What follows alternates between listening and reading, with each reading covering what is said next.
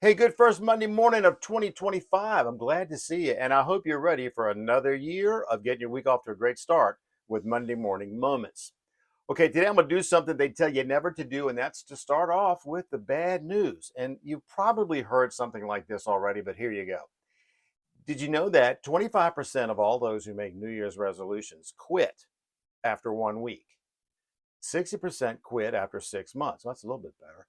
And can you believe that the average person will make at least 10 of the same resolutions in their lifetime without any success? So, why am I telling you this? Now, if you remember last week, we took a look at the importance of rest in our lives, the kind of rest that renews our physical, mental, and spiritual energy. And I know I don't have to tell you that this world does everything it can to suck that energy right out of us, leaving us feeling anything but rested. So I want to share with you that about 14 years ago, I was actually struggling a little bit with some of the curveballs that life can throw at you.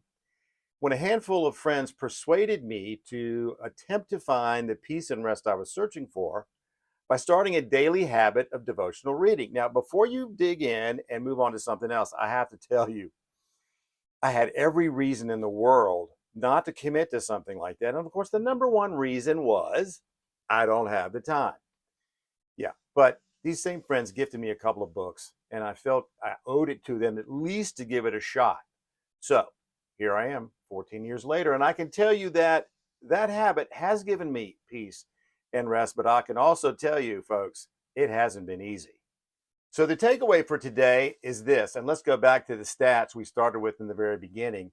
You know, we've all been there, and we all know how difficult it is to make commitments, especially at the beginning of the year, that we can stick to. So why in the world would we want to add a daily devotional reading to an already busy schedule in our lives?